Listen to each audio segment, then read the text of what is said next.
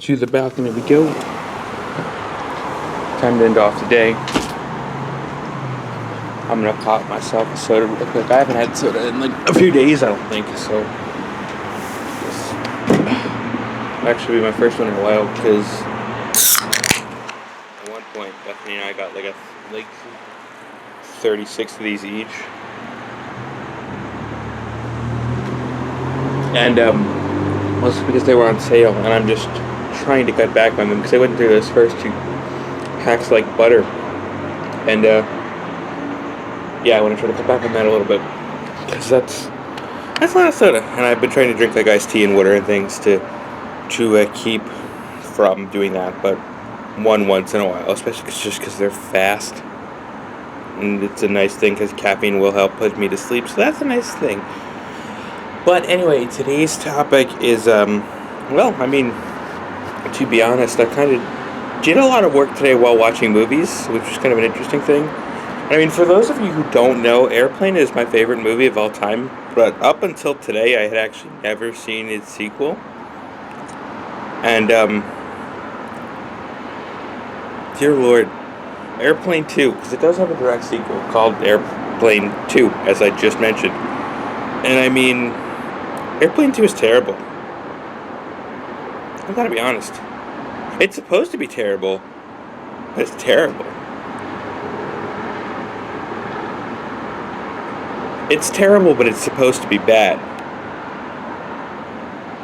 It's just an odd thing. Because, I mean, I know what they were going for. It's really basically the same thing I did with Robert Kopp, actually. So, I mean, I'm not saying it wasn't funny. It was funny. Not as funny as Airplane 1.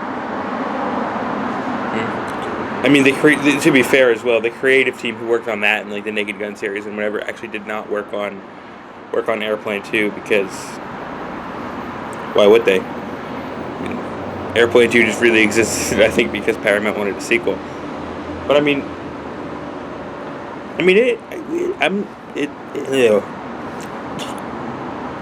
well, that was delicious.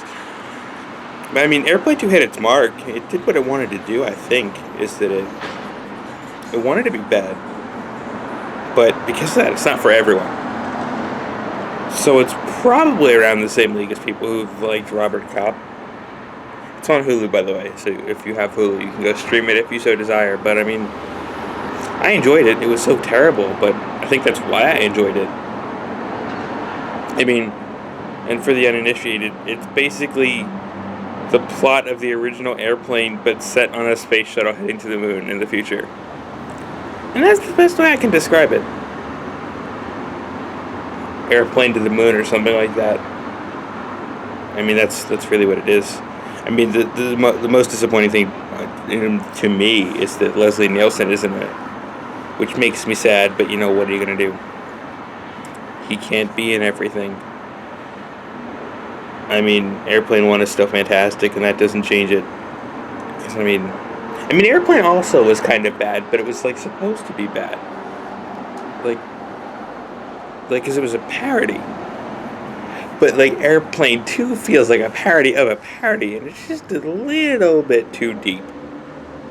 I mean, it still had some of the Airplane-esque gags that, like, airplanes become famous for. But, you know, I don't know. I mean, I enjoyed it.